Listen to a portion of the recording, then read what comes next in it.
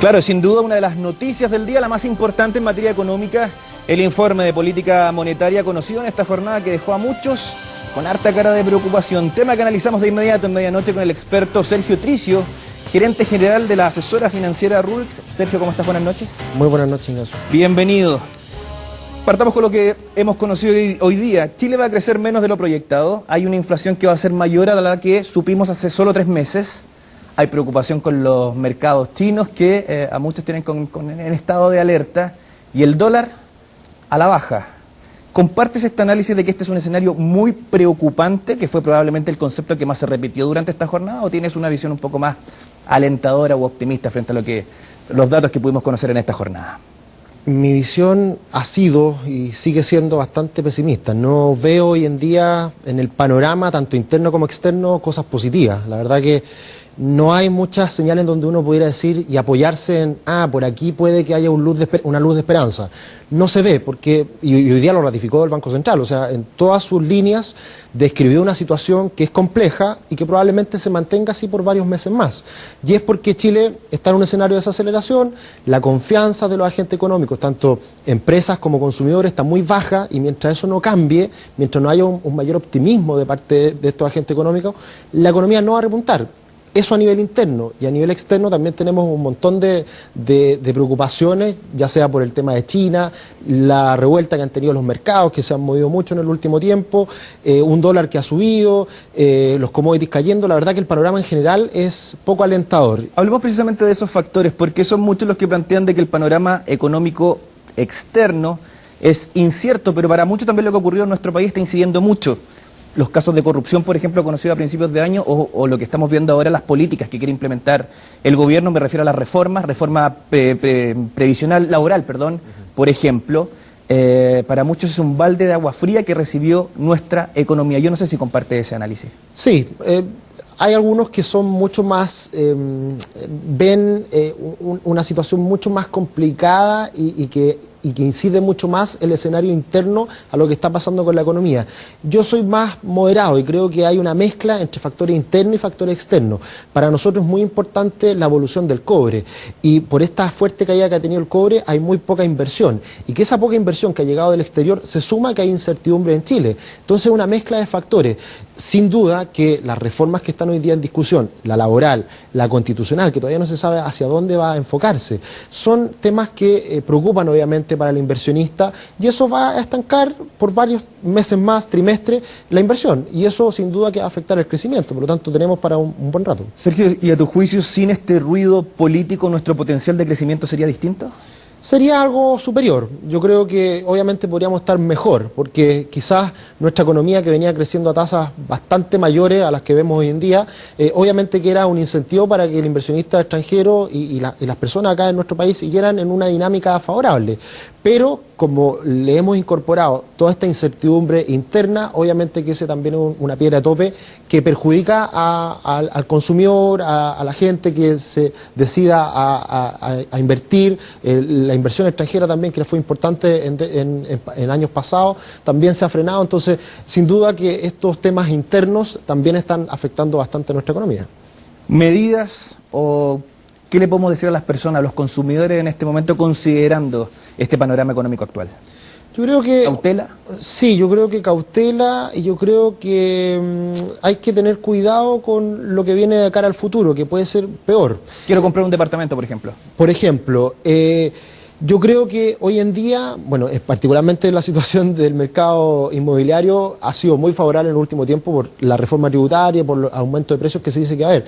Nosotros somos de la idea de que los precios ya han subido y no van a subir mucho más, y eso debería tender a caer en el futuro. Y eso puede hacer de que en 6 meses más, un año más, los precios se tiendan a moderar, porque la economía está más débil y porque tiene que haber un ajuste en eso que ya llegó a una irracionalidad en algunos casos de algunos precios.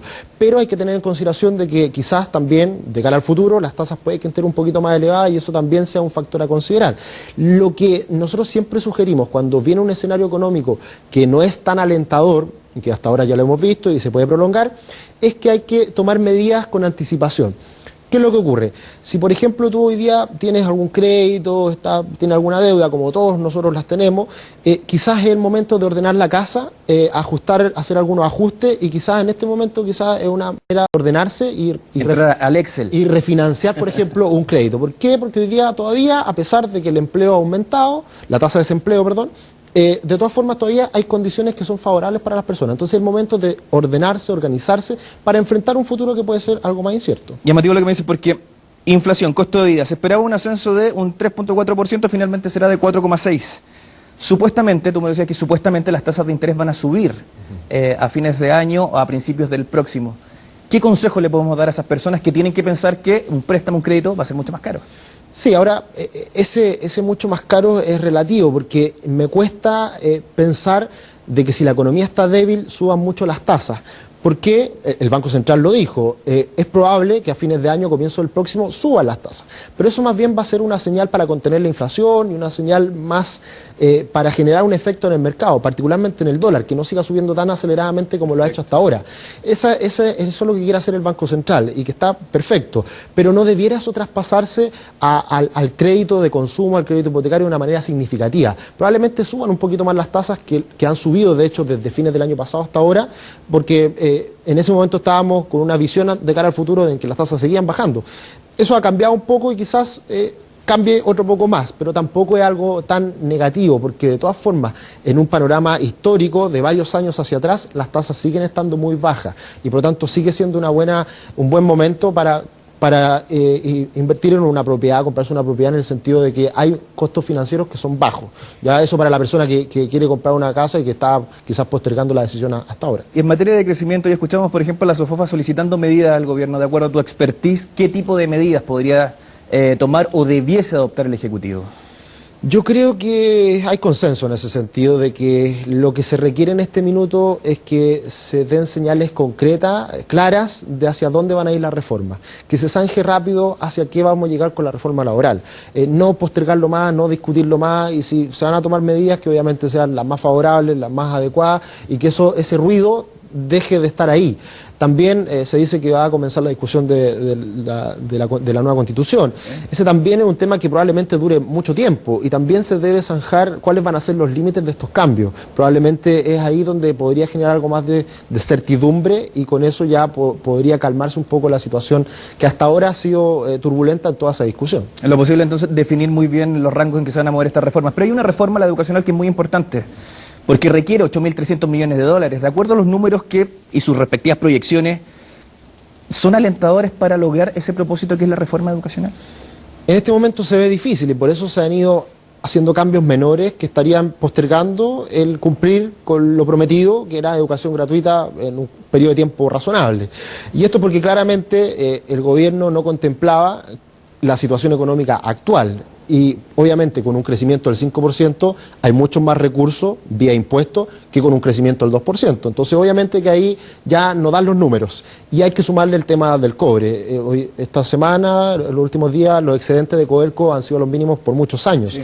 Y eso sin duda que va a seguir así por mucho tiempo más, porque el cobre no se ve que repunte de cara al futuro. Entonces tenemos menos recursos para financiar reformas que son de una magnitud significativa, y que claramente por eso se van a tener que ir postergando estos cambios en el tiempo. Sergio, última pregunta. Escuchaba hoy día a varios analistas que comentaban que era muy preocupante las cifras de inversión privada, menos 1.2 este 2015. No sé qué tipo de medidas se pueden establecer para lograr que exista una mejor o una mayor inversión de ese tipo. Sí, quizás hoy en día se ha hecho reforma tributaria que no va mucho en esa línea, reforma laboral que también incrementa los costos para la inversión. Probablemente se podría hacer un paquete reactivador con medidas más micro que podrían incidir en un beneficio hacia la inversión, y que finalmente cambie un poco este panorama.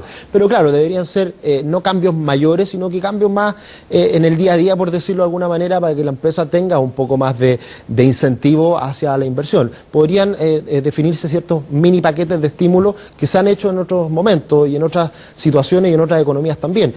China, ¿Eso recuerdo, apareció en algún momento con la crisis financiera? financiera, recuerdo, en el Exactamente. del 2008, 2009. Exacto, porque claro, en ese momento se estaba viendo una situación difícil y obviamente que había que hacer algo y hacer algunos ajustes para que finalmente se potencie la inversión. Y por ahí podrían aparecer nuevas ideas y nuevas medidas que alienten al inversionista que hoy día está absolutamente alejado y con una percepción del futuro que es bastante negativa. Don Sergio Tricio, entonces, gerente general de la asesora financiera Rubix, te queremos agradecer la disposición y el tiempo aquí en Medianoche. Muchas gracias por la invitación, que estés bien. Buenas noches. Y nosotros vamos a cambiar de tema porque comenzó septiembre y todos comienzan a pensar